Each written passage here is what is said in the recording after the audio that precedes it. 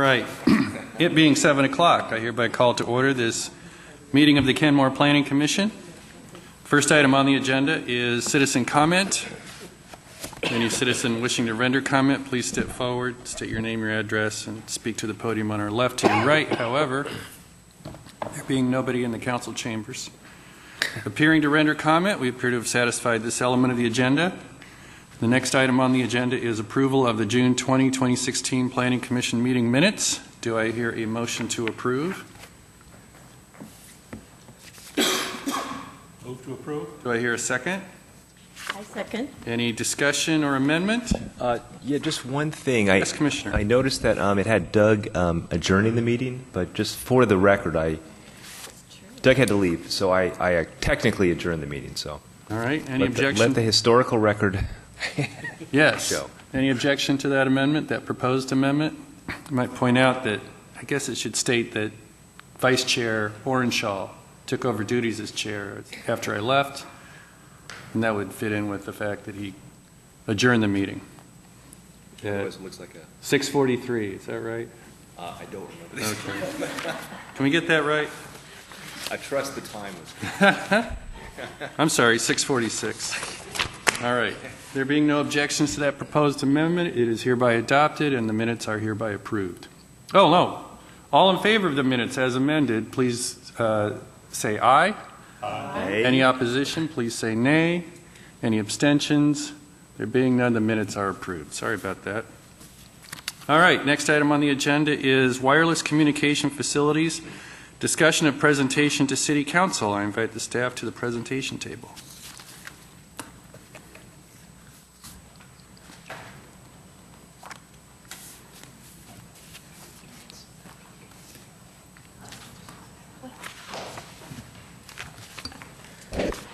So before we jump into that, we have a new face with us this evening, and this is Bridget Baker, who's going to be the new administrative assistant to serve both the Community Development and Development Services Department.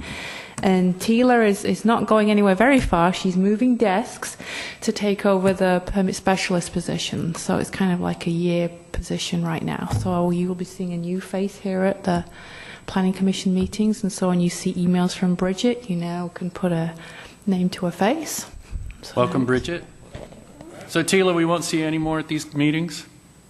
Can you, stop in from time to time? Just to keep I'll just peek my head in Please. and walk around out on the terrace. Please do.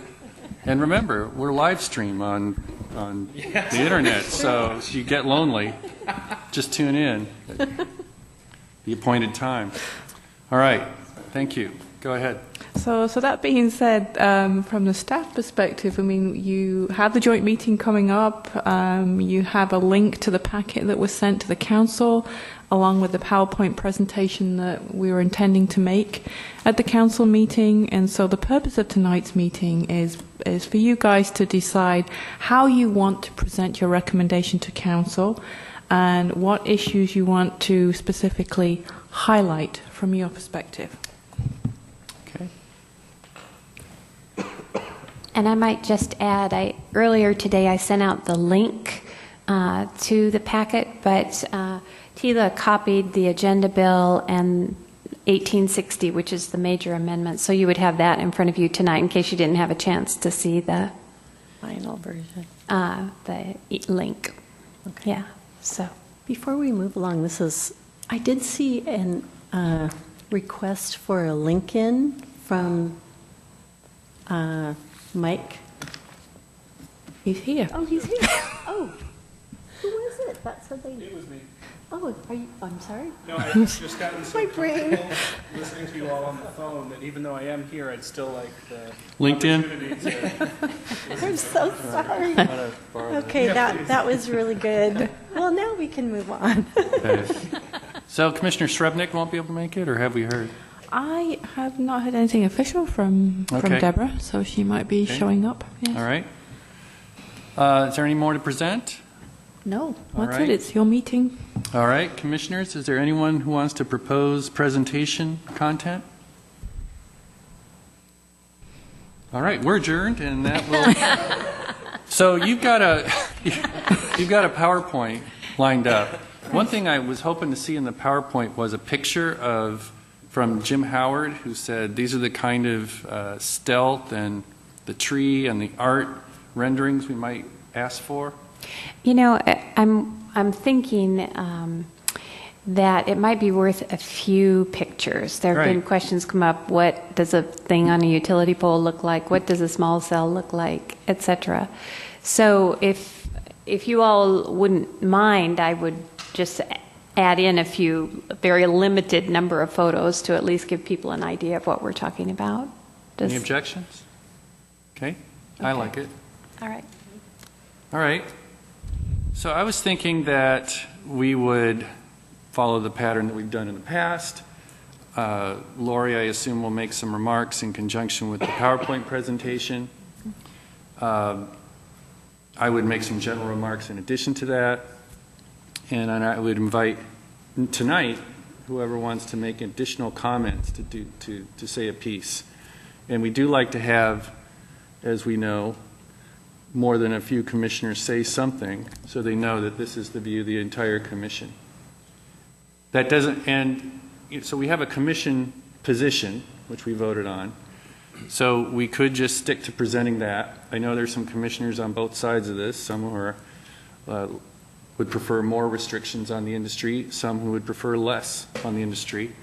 So there's no minority report, but if people wanted to comment to that end, that's okay too, just so they make clear that it's their position, not that of the commission. So I just want to leave that option open if people want to bring that up. Is that Go ahead. is that de facto, Doug, that there's no minority report based on the 5-2 decision? Is there a certain vote balance to trigger a minority report? No, it could even be, my understanding, one dissenting person could, no, maybe it has to be two. Because we looked at that last year and I can't remember. I think the last time we had one, it was 4-3.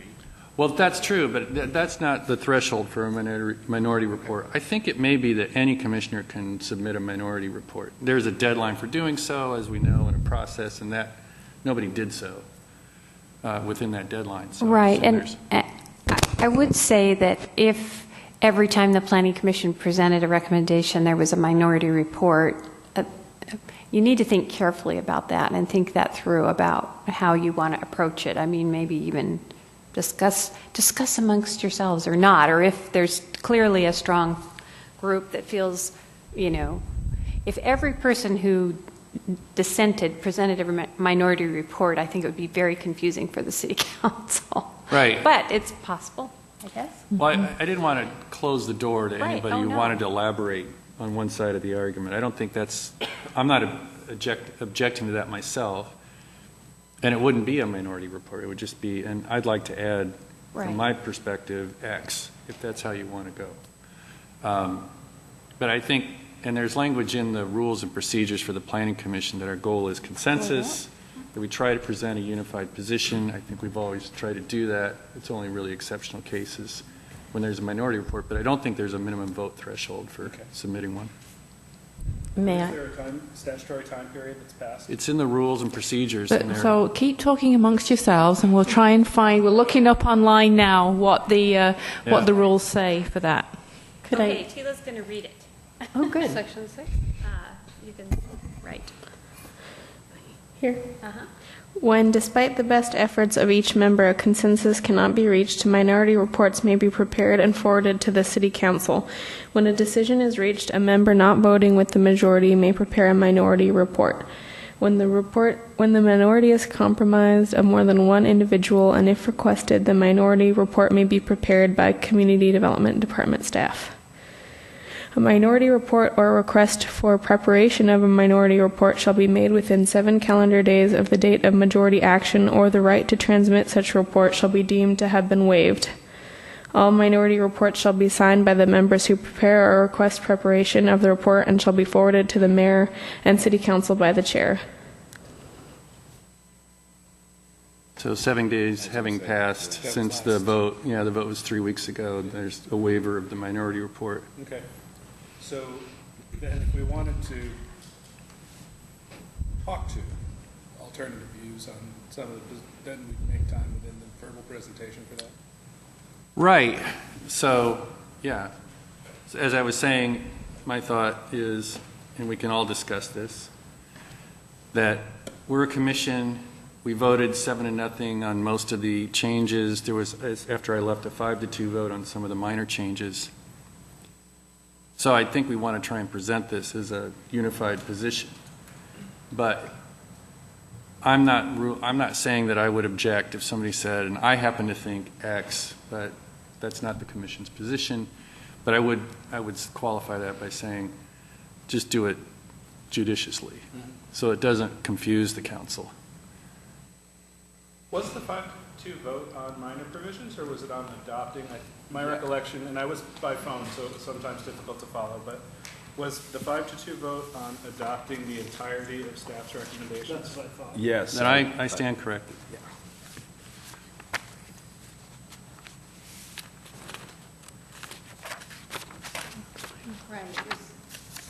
It was to approve moving the entire package to the city council was 5-2, and it was the other changes, the 3 changes recommended by staff were 7-0, and the height discussion was 7-0. Yeah, so we're unified in those pieces. The height discussion, though, was sort of a mixed commentary, I thought, because part of that related to the fact that, from my perspective, it was moving in the right direction. Right. I still didn't think it moved far enough. So given that opinion that you have, would you want to go to the presentation to the city council, you know, highlighting the fact that we were unified in our decisions to make recommendations to them, but that you would like to urge the city council to consider whether that's height limit that we picked is the one they want to pick? If they're going to go, I mean, that's the whole point Yeah. of this, is that we weeded through all the information, hashed it out, heard public opinion, heard Yeah. vendor And we set up some opinion. processes, Right, and sort of the value of those processes depends upon where you set the height limit. it does. I think that will be lost on the city council by this packet of information that's being presented to them. Because when I skimmed through it, I mean, it doesn't really show our discussion. We're basically showing Conclusions. our conclusions and our recommendations. Well, I think the point of your presentation on the 11th is to highlight particular things, perhaps, that you want to flesh out for the city council. The city council does receive your materials, so I don't know whether I mean, there was a lot of paperwork. I'm not saying that they reviewed all of it, but they do, they do follow along. Like good graduate students, they probably skim a lot. Well, the fact that it was 5-2 vote, I would assume they would know that, and they would want to know why it was a 5-2 vote. So would it not be appropriate for Mike and Dennis to the extent they're interested in explaining why they voted? Because they voted against the whole package, so that's... Do we know that they are aware of the 5-2? I mean, apart from the meeting minutes? Would it otherwise be called out? No, it wouldn't. It's not in the agenda bill, certainly. So if you guys wanted to call that out, I mean, that's... I wouldn't call that out for the sake of calling that out. I would, as Doug was kind of setting the framework, if there were important points to be said, there'd be an opportunity to do that. Dennis and I can certainly take up that question of, is there anything we think the city council has to know from our deliberations that didn't otherwise come out? Or wouldn't pop out from just the language? So in general, what you guys do is you're going to do the beautiful presentation with pictures and the process that we went through. The role of whoever attends that meeting from the Planning Commission is to reinforce in a kind of more encapsulated way, in urging the City Council to adopt these measures because of X, Y, and Z. And if we wanted to put some language in there that drew attention to that without making it sound like it wasn't a consensus. Well, So- you guys are going to make the presentation. I think that in the past what the Planning Commission has tried to do is perhaps to call out issues that rose to the top. For example, I don't know that you want to call out and spend a lot of time talking about the noise amendment that you made. That was like a one-time review. On the other hand, you may want to spend some time talking about what you did with height and why you did what you did.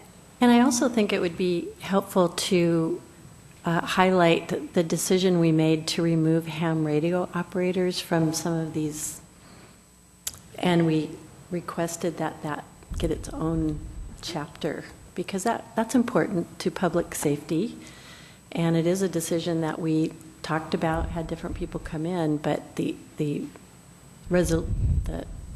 recommendations is that the city would create a separate thing for them. So I made some notes of some of the points we might want to discuss. It'll overlap, of course, a little bit with the staff's presentation. And if somebody feels strongly, as you might, Carol, about ham operators and pointing that out, then I would invite you to say, I'd like to take up that issue and explain it a little bit more to the council. And if others feel like there's something I mentioned here that they'd like to talk more about, then we can coordinate our presentation that way, and people can claim certain topics for their portion of the presentation.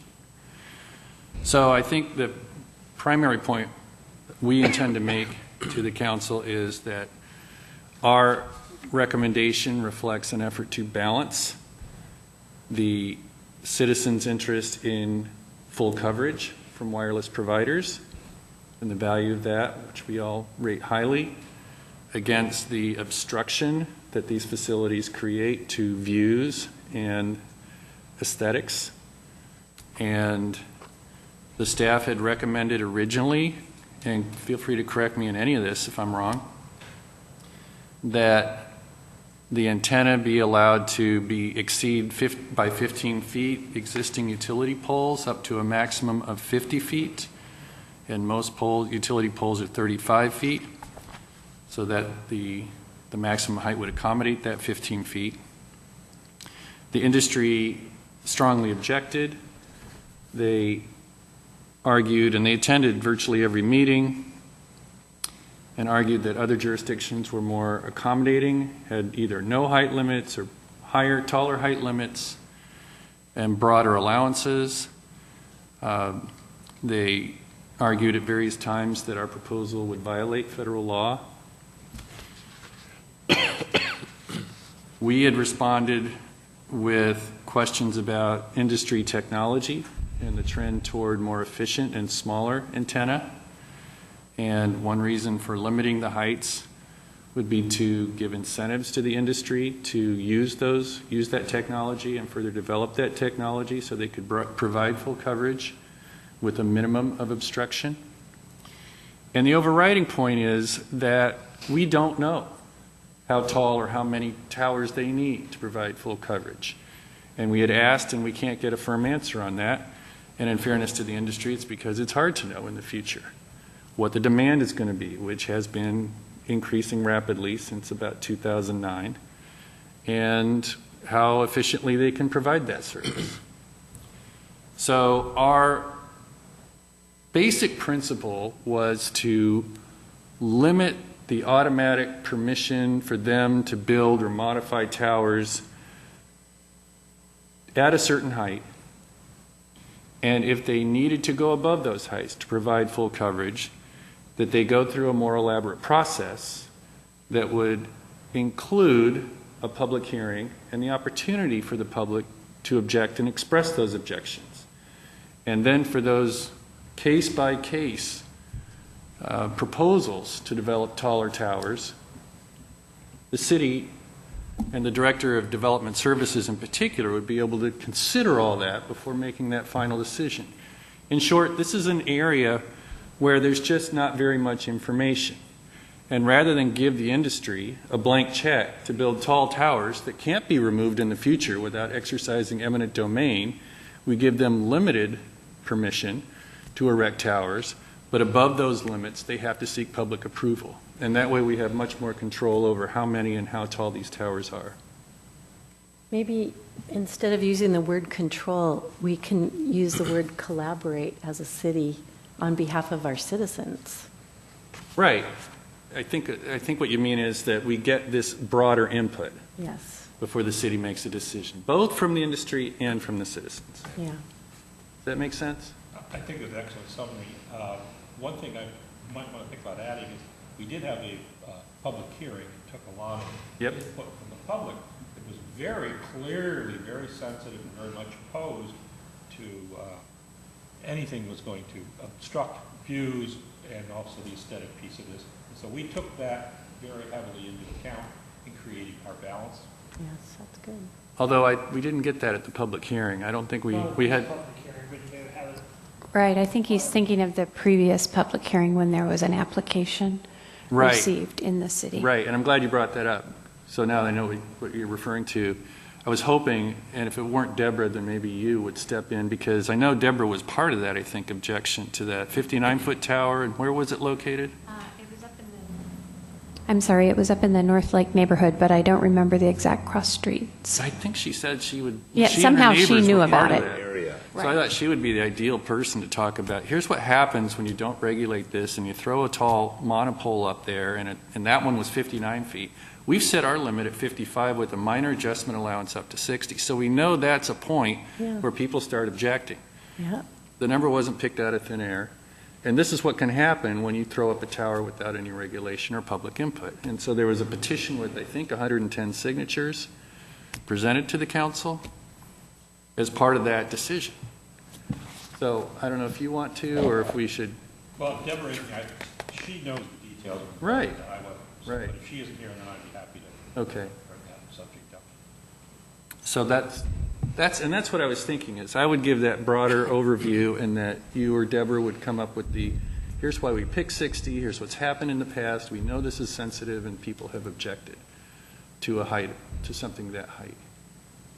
The one thing that's in my mind is we'll know that prior to your presentation and our comments, there will be a community comment. Yep. And we could absolutely be sure that the industry is going to be up there with very strong, well-practiced arguments, which are probably going to be heavily loaded to technical issues that it's going to lead the city council to asking a lot of questions. So I think the way you presented it, Doug, is really good. Yes, we looked at all of these things,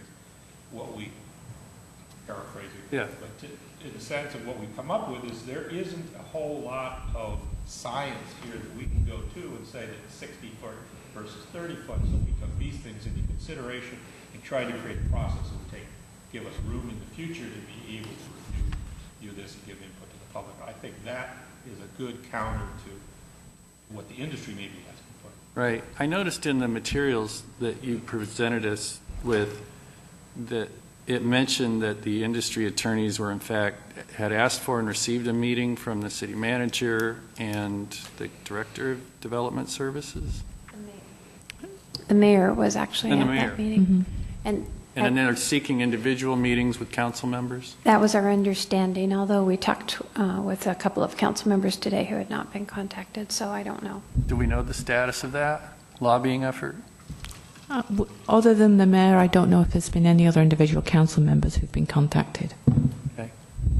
I don't know if that has a bearing on what we say, but I just thought I'd see if we could learn any more about it.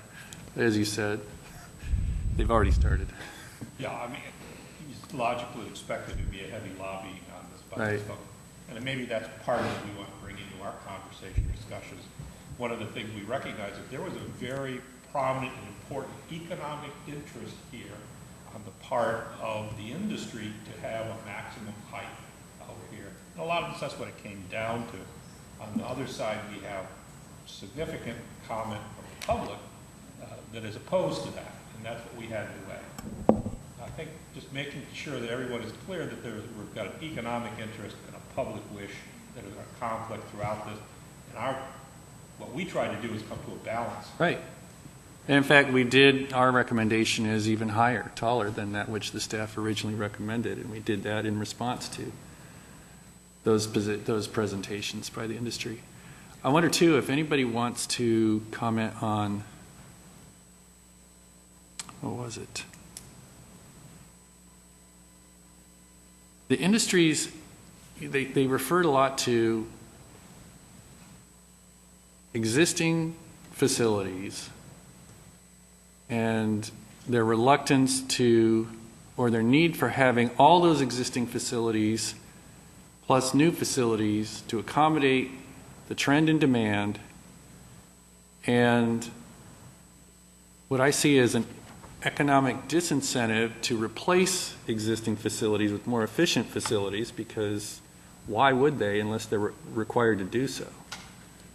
So they're saying, and we had mentioned that, I think, in our discussions with them, well, why don't you just use more efficient facilities, and then you can comply with these height limits and still provide full service? And their, I think, response was, we need all of it.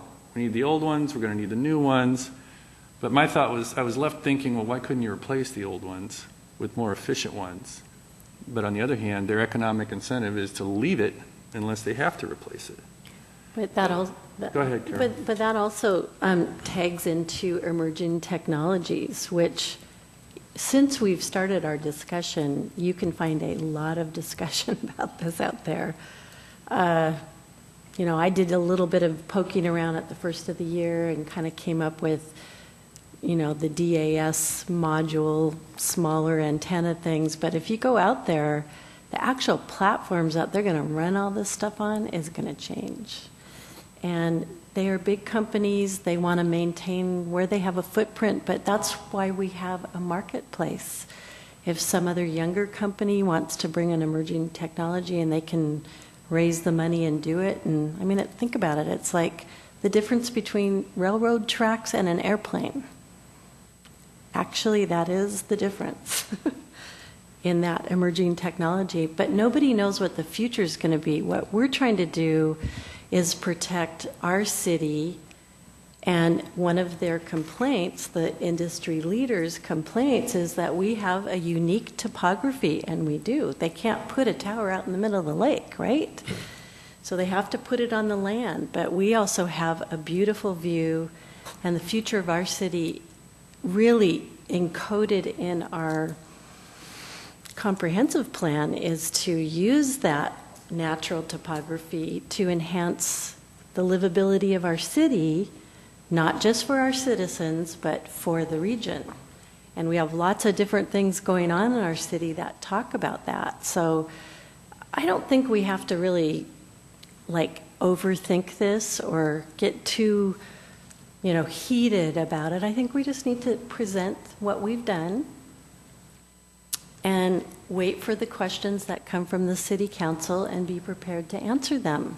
And if we don't have an answer, it's okay. Because we have staff here. And we have a city council that have brains. And a mayor who has brains, you know. We're a team. And I don't think that they're going to view us as incompetent because we don't have all the answers. We took the information that we had, we sifted through it as a team. We stayed, I think, fairly unified, but, you know, we had some pretty heated discussions for good reason. And if they want to go back and look in that public record, they can. And they can fire us if they want to. Carol, I might suggest you omit that part. Okay. I'm sorry. But I see where you're coming from. It was a holiday weekend. All right. It was Independence Day to boot. Yeah. So I'm going to throw out a couple other points. I don't know if people, I mean, I want to keep it simple. We'll be the last thing on the agenda, I notice, so they're going to be anxious to keep it brief. Yeah. Where do we stand in relation to other cities? I think we're kind of in the zone. I think some are obviously more tolerant, like Bellevue and unincorporated King County. I think others have other, maybe more restrictive height limits. But how should we respond to that? Because I suspect it'll come up. So there are a couple ways to respond to it. And it's a difficult question to respond to because there are sort of two facets of the discussion. Are we talking about height? Are we talking about permit process? Are we looking at both of those things together? So the carriers, as you recall, they had a chart and they were focused only on the single-family zones. And they said, you guys are way more restrictive than anybody else. So I took that chart and color-coded it, and we're more restrictive in some cases and less restrictive in others, but that's in our most restrictive zone, besides the view zones. So, so I have that available if we wanted to look at that.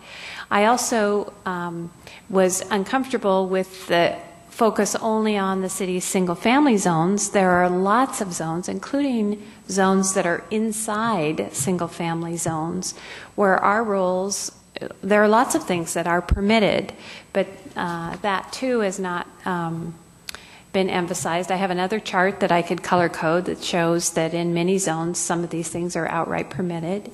No, you can't do a tower in a residential zone, but without a major adjustment, but you, with an administrative conditional use permit, you can do it in other places.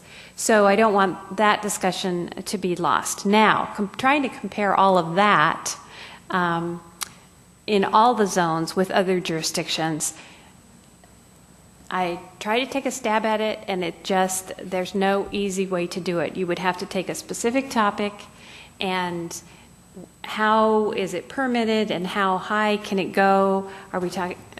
You see where I'm headed with this. It's very, very difficult. Right. I think if you want to have that discussion, we should maybe focus on what the carriers have focused on, which is the single-family zones. And we do have information that shows that we're right in the ballpark. Somewhere in the ballpark. And I Right. think what I'd like is for you to be ready with that, because I think Okay. it'll come up. And if it doesn't, then I think we should bring it up and say, and by the way, the industry representatives, mostly attorneys, have said, we're not compatible with other jurisdictions, we're too restrictive, but staff can explain in detail how we're in the zone. We're in the median between most and least restrictive cities. Go ahead, Mike. Would it be worth making a point that there's some consistency here between what we've done in other zones? We've distinguished in single family, we want to be more protective, and we do a wider allowance of things that can happen in non-residential areas and in commercial areas. And we've attempted, I think, to be consistent here and say we're not being restrictive within single family, but we're being protective. And then, as you said, Lori, in other areas, we've allowed a lot more freedom for that to happen. Right. I think that gets to your locational priorities, and that maybe is a good. The idea of setting locational priorities was something we took from other jurisdictions. Mm-hmm. Yeah. And I think, what you've tried to do is create a system inside a framework that says, here's where we're most comfortable with these uses, here's where we're least comfortable with these uses. The argument has fallen to our least comfortable use area, but there are all these other places where we've said, hey, those are more priorities for us. Yeah. And it may take a higher technology to be able to utilize those, and without giving them freedom to do those things in a residential area, but that's what we're trying to say. And then another point is that and I don't know if the industry still stands by this, they've objected that our proposal violates federal law, and my understanding from the city attorney is no, it doesn't, because ultimately they can get the facilities in the locations and at the heights needed to prevent a significant gap in service, which is the federal standard. They just have to go through a lengthier appeal or adjustment process to get there. And the point of that is to provide for public response to it before the city makes a decision. We haven't said no. We haven't been Right. prohibited at all. Right. We've got a process. Right. It's just a more elaborate process. So I don't know if the city attorney, if Dawn will be there, She will. but I'd like to turn to her at some point to respond to that. Right. Will you have her do that? We did include the material that she prepared. Do you remember in one of your packets, she talked about the framework? That information was provided in the council packet. Okay. Yeah. I'm wondering if it would be helpful to look at some of the things the industry has provided, that some of the visual charts, particularly as related to the height stuff. Because I found that useful in trying to lay where that balance should be. And you can see on their chart what we were precluding by some of the height limits. I just, and it doesn't necessarily Right. be shown unless it becomes a question. Right, those charts that they presented to us that showed the utility poles and the antennas. Yeah. A nice combination of actual. Right. The best charts were actually provided by Puget Sound Energy. And at your last meeting, I had asked the PSE representative if I could use those charts, and he had said that I could. So I might bring, they look almost identical, but they provide a bit more information. And I think that is part of the I don't want to say argument, but the process we went through is that we don't,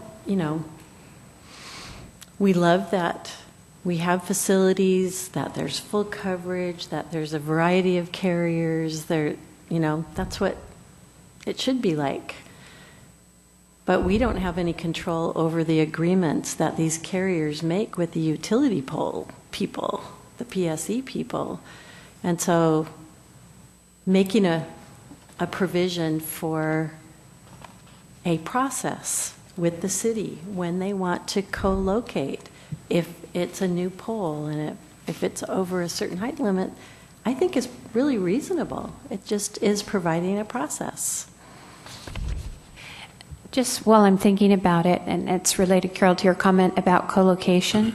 So in your priority list and in the charts where uses are outright permitted, it talks about antennas co-located, that those are your highest priority, locational priority, and the review process is very limited.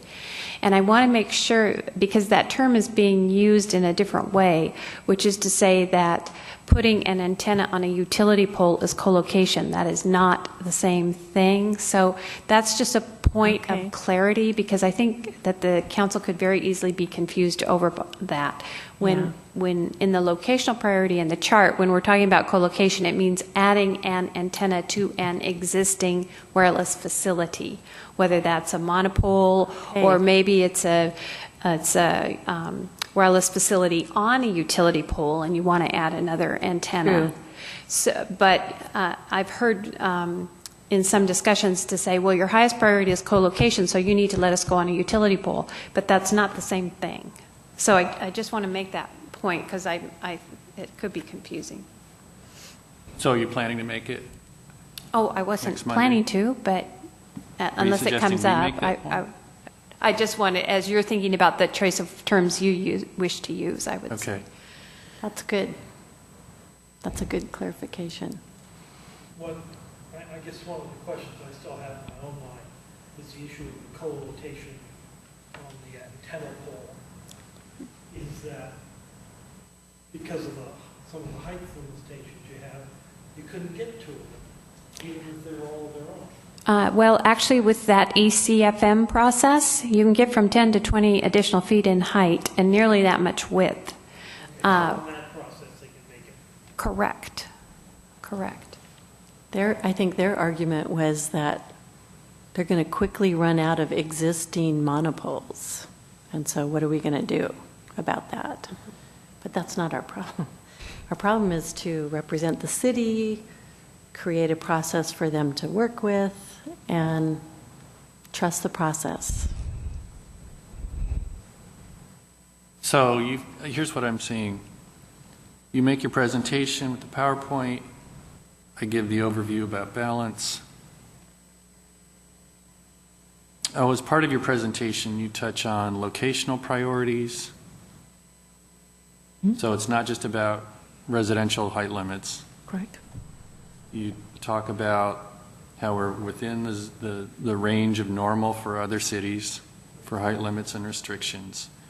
And Don talks about how we are in fact complying with federal law, because they ultimately do have the right, under our rules, to locate and at such a height and number necessary to avoid a significant gap in service. The only burdens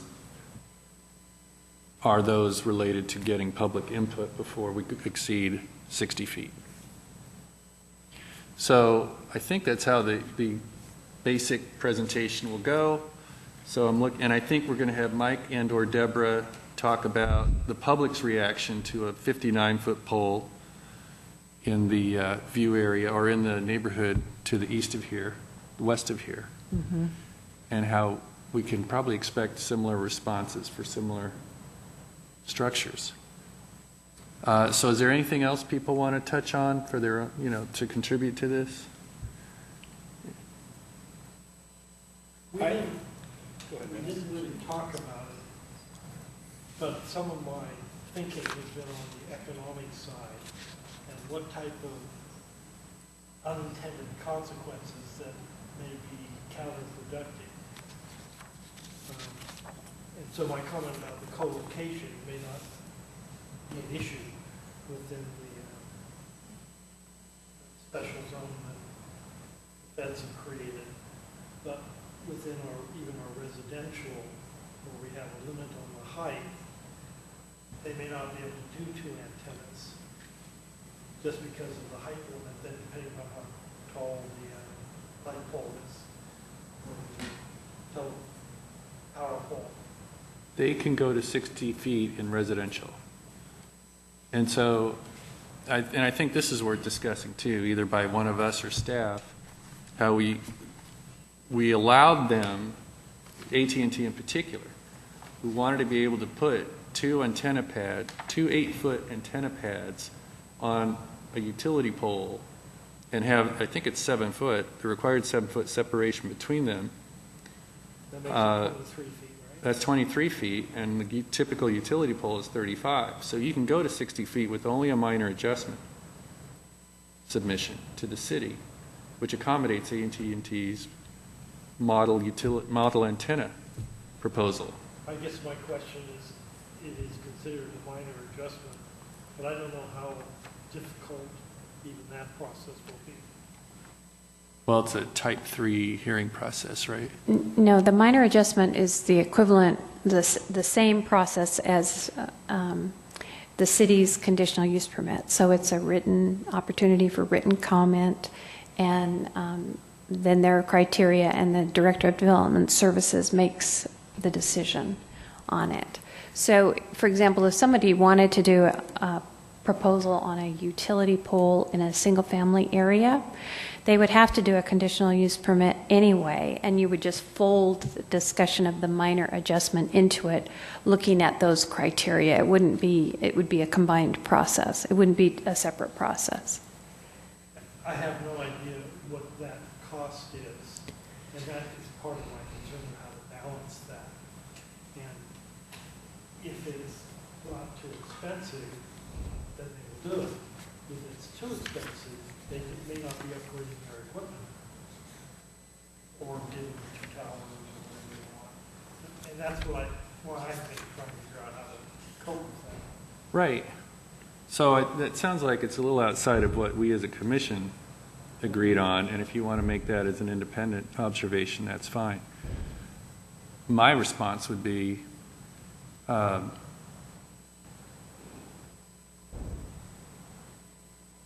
if the demand is there, I strongly suspect economically it's in their interest to submit, to satisfy the minor adjustment process. All we're doing with that process is requiring them to make clear they have to locate here to provide full service. To close the gap.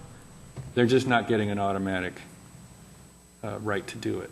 So they just have to show the city they don't have an alternative in one of the more tolerant zones of the city for putting their structure, and that they're left with only this choice along the list of our priorities. Is it forcing them, because of the cost of their equipment, to actually have to put in 2 shorter extensions on 2 nearby power poles simply because they don't normally utilize a single point of their underground power facilities. So in which case, doesn't that create more clutter? I'm just trying to sort this through.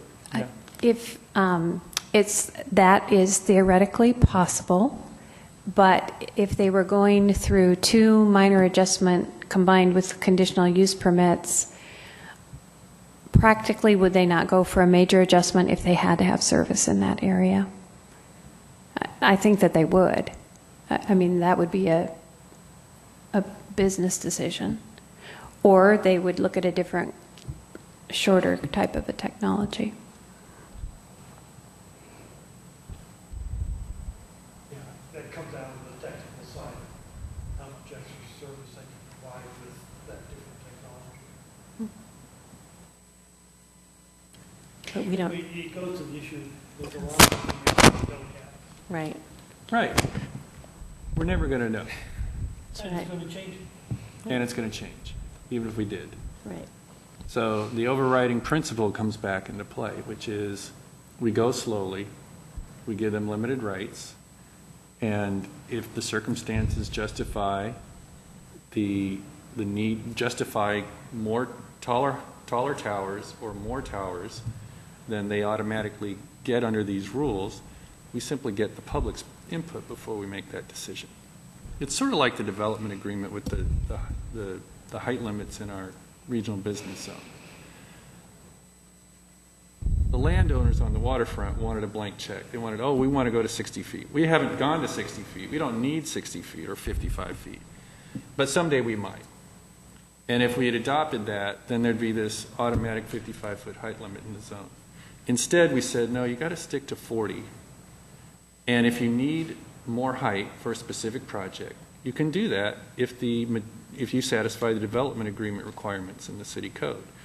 So what we've done is, instead of just saying you get it no matter what, we've said you've got to show us that you need it, and you can still get it, but it's on a case-by-case basis,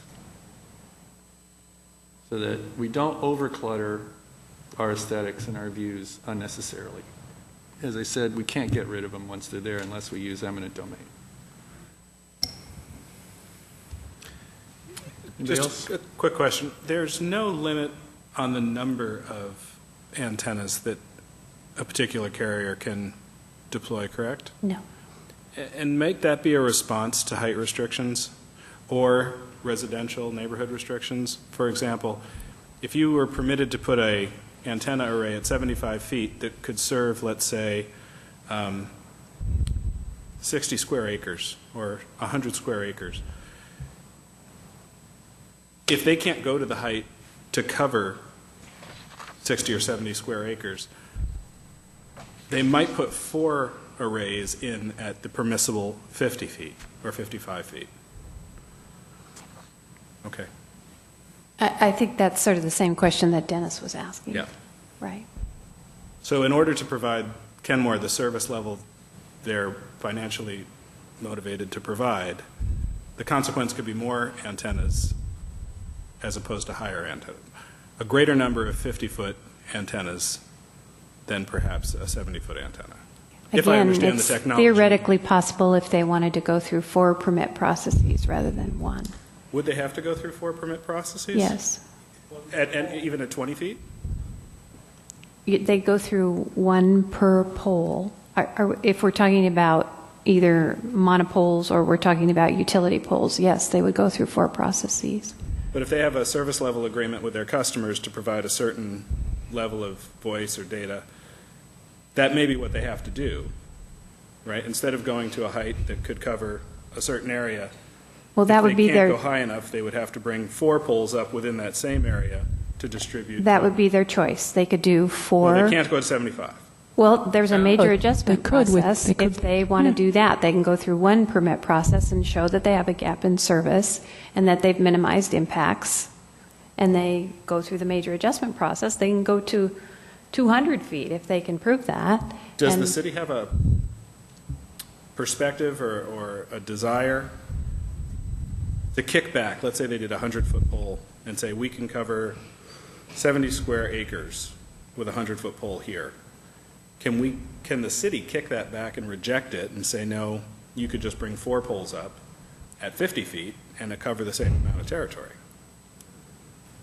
I'm trying to see how this is going to play out in Right. reality.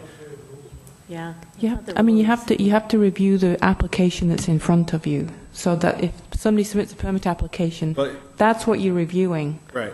So But if- isn't one of the conditions that you're following the least burdensome? Minimizing impact. is minimizing the- impact. So who makes the decision on minimizing impact? On the major adjustment, it would be the hearing The examiner. examiner. Yeah, I think that's what I'm trying to get to is so ultimately it's the city of Kenmore that makes the decision on least burdensome impact, right? The city hearing examiner makes the decision. I'm just trying to figure out Right. which is least burdensome, the 75-foot antenna or 450s? Well, the carrier would make the argument. Okay, but you said the hearing, Well, they Person is apply only for gonna a look at the permit. permit. They apply for a permit, and they're either going to apply for 4 separate permits, and then the conditional use permit process will be reviewed, and it will be determined if it's okay, or they're going to apply for the 1 permit if they have a gap in service that needs to be filled, and they think they can do it that way and minimize impact. okay. So absent a gap in service, if they wanted to proactively keep up with demand and not let a gap occur, Right. then they would probably be bringing up more shorter antennas. Hopefully, small cells. Yeah. Well, in fact, we talked about this, and I can't remember. Can they say, we project that there will be a gap in service if we don't build X tower by this date? And say, that's a reason why we need to locate this tower in this place? So what Or you does said, it have to be, must they have experienced the gap in service first? I think they have to have experienced I it. don't- I think that's what we concluded. yeah, I think Don said that it We has, asked the they, attorney that specifically. yeah, Right, we it's did. Had to be. It had to be based on what's why I asked. existing. Yeah, I remember it Right. came up. right. It might be good to keep in mind that there's a leveler in here in terms of public opinion and what the public wants. Right now, we've seen a balance between, they don't want intrusive poles, they want to maximize the aesthetic effect. There's a cost for that, potentially in the future, to what your coverage is. If we get to the point where they're more sensitive to loss of coverage and become less sensitive to the aesthetic side, that's something that could happen in the future. And I think that's what our process allows, is to have that discussion. But, so I think there is a natural leveling out here, and the public may come out and say, you know, I can do with less coverage if I don't have all these poles in my neighborhood. Or they may come the other way. But we can't predetermine that, and I don't think we should. We need to have a process out there that allows for that public discussion to happen. We can't resolve this ourselves here.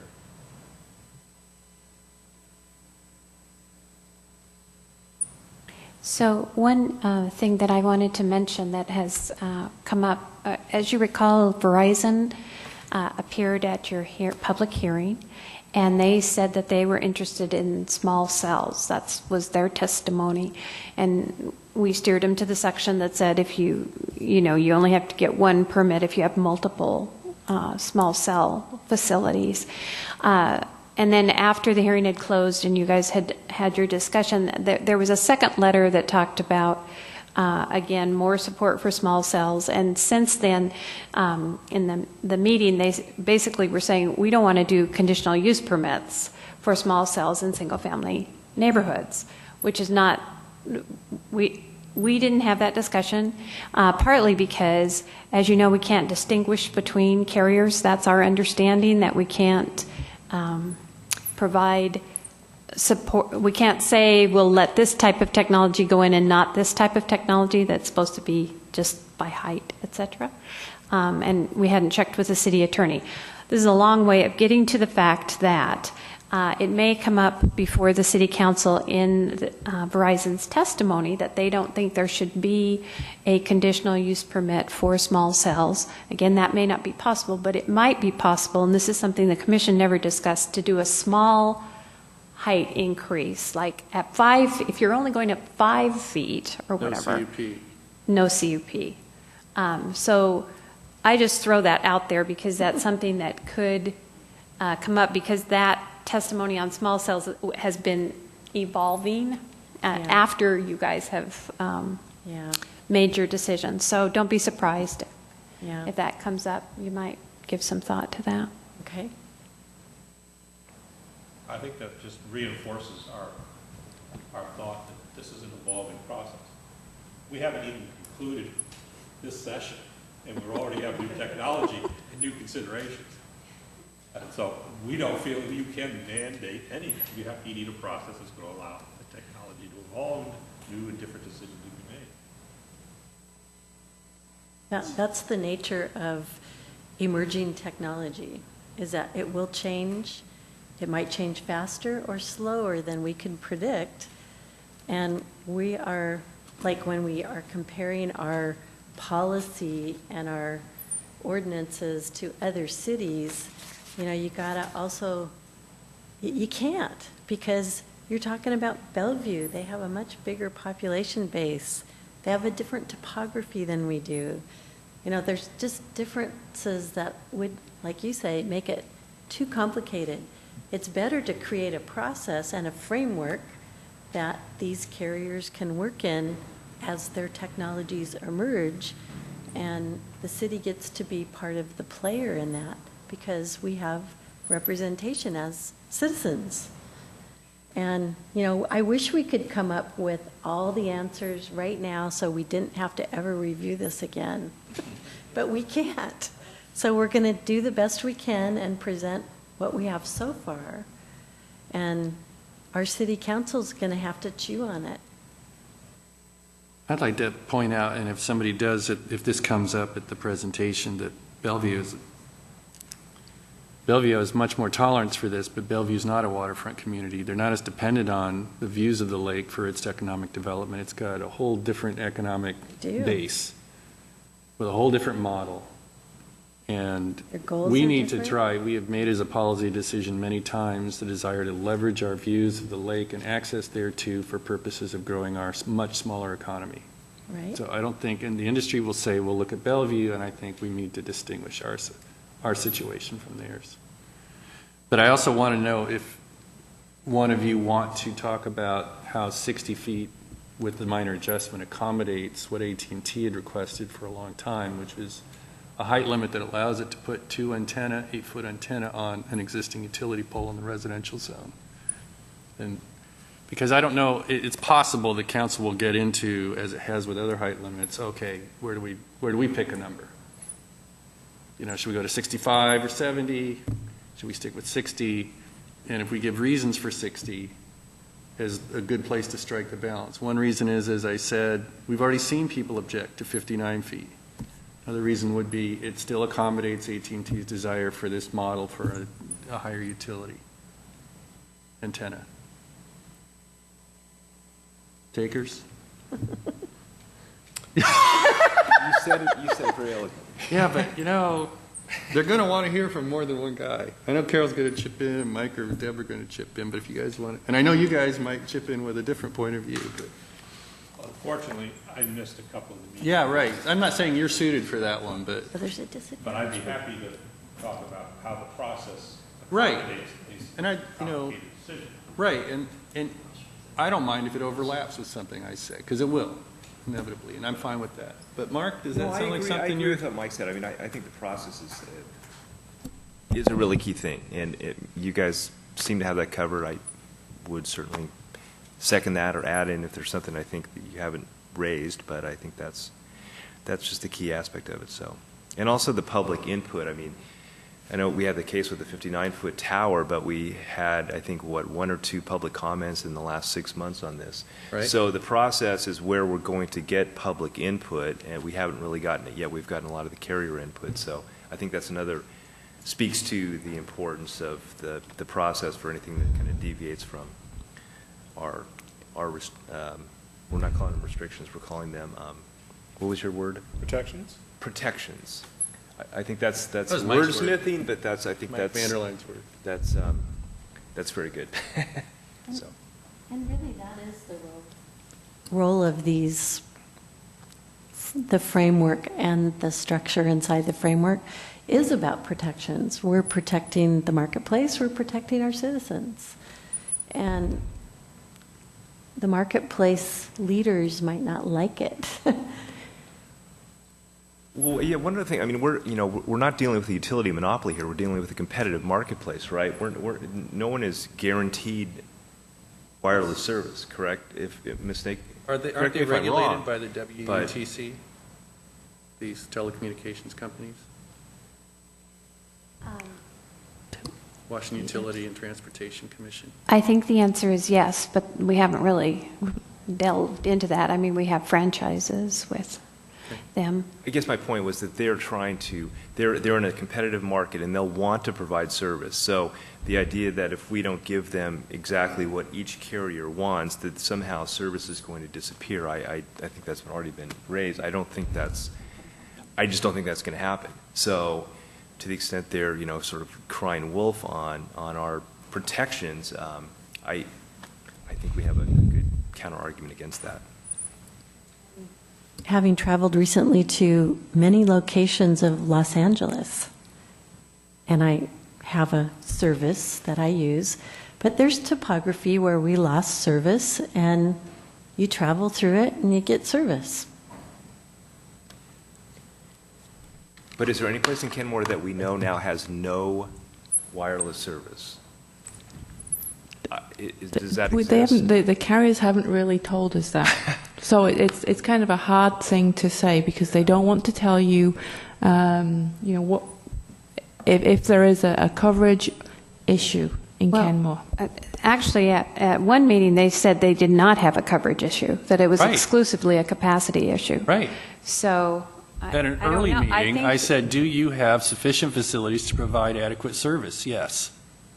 Yeah, I mean, I think they have I'm coverage. paraphrasing, but Again, it's it's like the January when it capacity came issue. up. I know. So, yeah, they have not stated a problem right now covering the demand in this city. Right. No major carrier is going to want to say that they don't have coverage. That's a good point. That's not great marketing, is it? That's not going to happen. I don't mean that they. That is a good point. It's strictly an issue they may have it and don't want to admit it.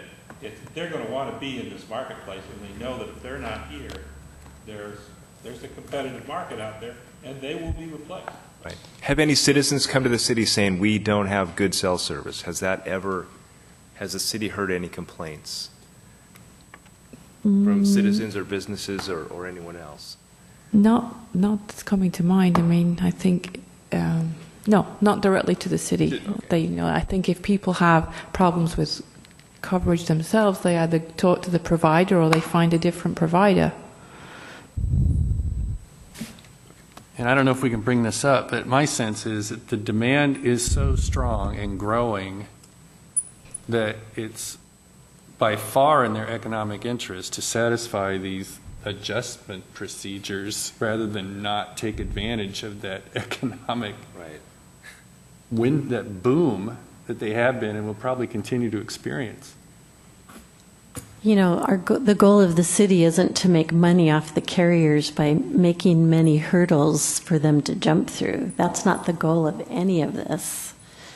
But if it costs the city some resources, it's reasonable to charge a fee for that, correct? The city can't make money off the permit process. The cost of the permit process is to cover the time and resources for reviewing and issuing the permit. The city can't make money off that. Right. Because really, you're representing the citizens who pay taxes to the city. So I just think we have to have some confidence. I would like to hear when we present as a planning commission that we have good tone in our voice, that we're positive, that we use word selections that move the process along and contribute to empowering our city council to do what they're going to do. So Doug, just on the 11th, I mean, if staff's giving the PowerPoint presentation, that's quite a bit of information to go to set that framework for you guys to jump in. And my guess would be that would be 15 minutes to go through those slides in sufficient detail to provide that framework. So just as sort of from a point of when you are thinking about the time allotted to give your presentation, I mean, you want to keep that to, again, another no more than 15 minutes. That's a lot of time for the council to kind of sit and listen, and what you're really trying to get to is that dialogue and discussion. So just keep that in mind, because, I mean, I know you've got a lot of information, but I want to make sure that you are sort of aware of that as well. So I'll try and keep mine under 3. And hopefully you and Deb just bear that in mind. And don't be too lawyerly.